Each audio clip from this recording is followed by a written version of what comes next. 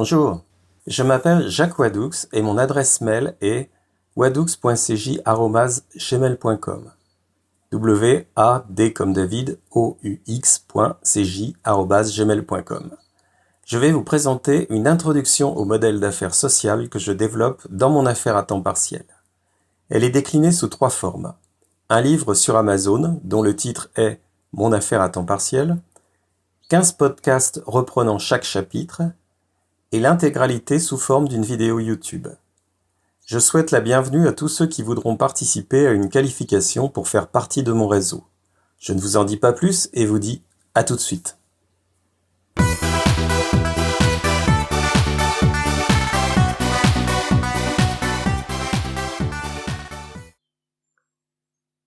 Mon affaire à temps partiel. Enterrons les vieux squelettes. Les vieux squelettes ? Ce sont les recettes des entreprises que l'on utilisait jusqu'au XXe siècle. C'était l'ère industrielle. La rentabilité était le maître mot. Chacun s'investissait car l'entreprise était sa mère nourricière. Cela fonctionnait très bien. Beaucoup étaient comblés d'avoir un travail stable qui durait parfois toute la vie. Quand j'allais à l'école, mes parents me disaient « Travaille bien, tu auras un bon métier plus tard ». C'était sans conteste la sécurité garantie pour l'avenir. Cela n'a pas beaucoup changé aujourd'hui, puisque même nos élites continuent à promouvoir ces vieux principes en tant que recette miracle pour le progrès économique. Or, le temps a passé. Aujourd'hui, les entreprises piétinent, les patrons sont exaspérés par les taxes et les normes, leurs employés sont mécontents, les artisans et les agriculteurs s'échinent au travail sans vivre correctement, et les fonctionnaires se sentent déconsidérés. Chacun sait que le monde a évolué. Ne nous cachons pas les yeux. Il est évident que l'ancien système fonctionne de plus en plus mal. Un malaise plane sur cette économie de l'ère industrielle et notre douce France n'y échappe pas. Dans le monde du travail, les gens se sentent de moins en moins portés par des stratégies qui semblent loin de leurs préoccupations personnelles. Beaucoup pensent qu'elles ont un parfum de déjà-vu ou de déjà entendu. Qui n'a jamais entendu un collègue dire au seuil de la énième grande réunion annuelle de la société « Cela va encore coûter beaucoup d'argent pour entendre la même chose que l'an passé ». Résultat, nombreux sont les salariés qui se sentent de moins en moins concernés et beaucoup naviguent à vue en privilégiant leur propre survie. Cet ancien système a accouché de l'individualisme. Chacun sait que le fruit de l'effort collectif d'une entreprise ne sera pas équitablement partagé selon l'implication de chacun. Le paradigme vertical ne passe plus. Une formule qu'on aurait rarement entendue au XXe siècle est souvent utilisée aujourd'hui. J'ai un travail alimentaire. C'est triste, mais de plus en plus courant. Chez les trentenaires, ce mal-être transparaît parfois au travers de formulations moins diaphanes. Au fil des conversations concernant leur job, on entend des réflexions du genre « Dans mon travail, j'aimerais être plus en lien avec ma personnalité » ou bien « Je suis souvent en désaccord avec les valeurs de l'entreprise » ou encore « Je regrette mon choix de cœur », etc.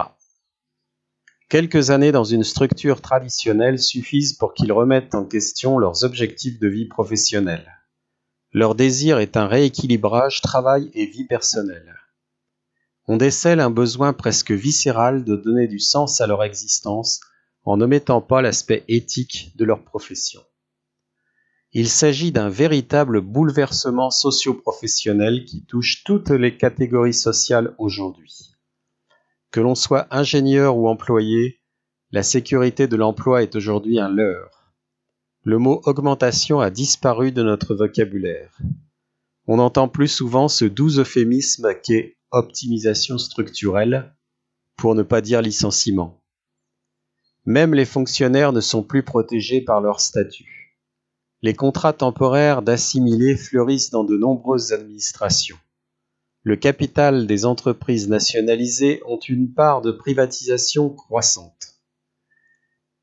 Notre bonne vieille SNCF doit se battre bec et ongles contre ses concurrents européens qui souhaitent conquérir le marché français. Quant à EDF, pour ne citer que ces deux exemples, il surnage au milieu d'un torrent toujours plus vigoureux de revendeurs d'électricité. En ce qui concerne les candidats à la création d'entreprises à l'ancienne, ils se raréfient devant l'amoncellement de procédures et souhaiteraient une plus grande souplesse. Arrêtez d'emmerder les Français, avait lancé le président Pompidou en 1966. Il n'avait pas tort, mais malgré la verve de cette formule qui se voulait traumatisante pour bousculer l'ordre établi, celle-ci est restée quasiment lettre morte. Un dernier mot sur nos braves retraités qui ont travaillé toute leur vie, et généralement pas que 35 heures par semaine, ils voient leur pension de retraite rogner peu à peu. Et sans tomber dans un pessimisme désolant, chacun sait que l'inexorable augmentation de la population du 3e et 4e âge explique clairement pourquoi on sera obligé de travailler de plus en plus longuement. À ce sujet, il est d'usage de penser qu'on suit toujours les États-Unis avec 20 ans de retard. Or, il n'est plus rare d'y voir un octogénaire obligé de tenir la caisse d'un supermarché ou occuper tel autre emploi subalterne pour compenser sa pension dérisoire.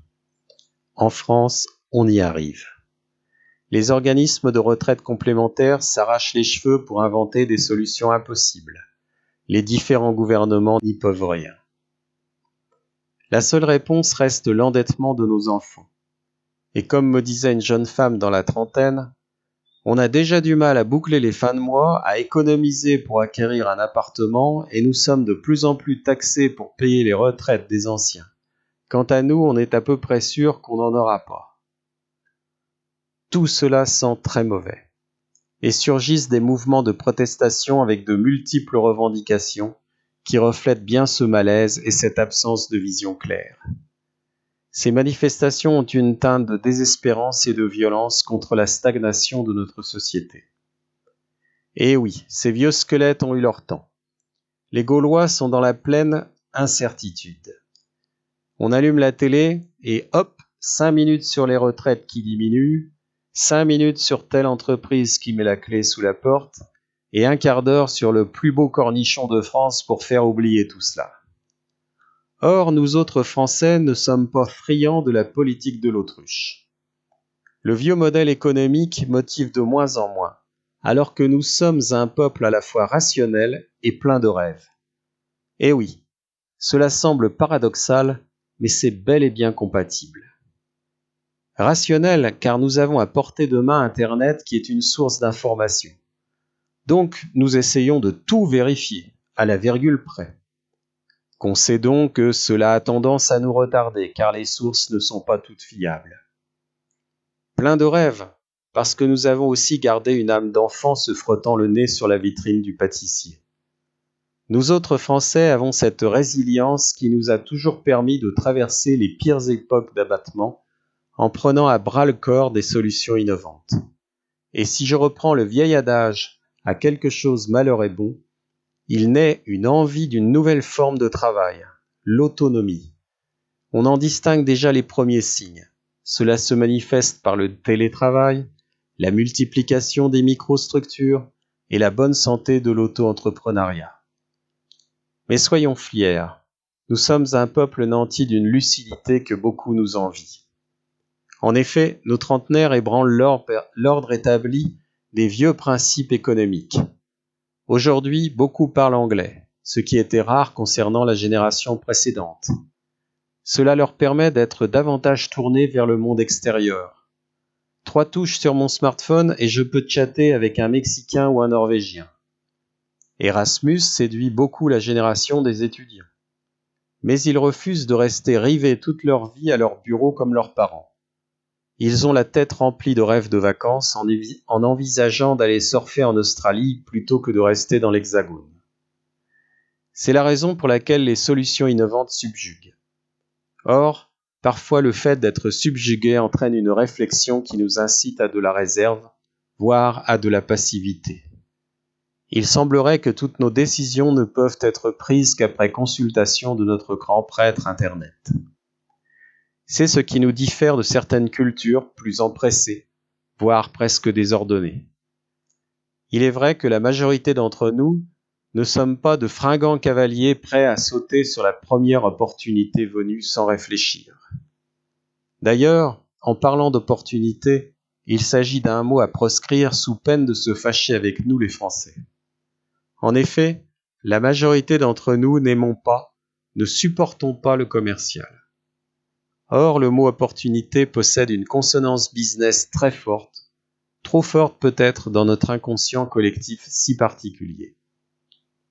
Par exemple, si un appel téléphonique nous interrompt pour nous vanter la dernière cuisine Nec plus ultra, nous raccrochons le combiné presque instantanément. Si quelqu'un nous dit bonjour en pénétrant dans un ascenseur, la surprise se lit un instant sur notre visage. Nous autres Français aimons acheter, mais avons horreur qu'on nous vende quelque chose. Bien sûr, concédons qu'il y a une part de satisfaction personnelle à ne rien confier à autrui en matière de dépenses. Ah, cette French touch, si difficile à cerner. La fantaisie, quand elle n'est pas excessive, est aussi une de nos qualités.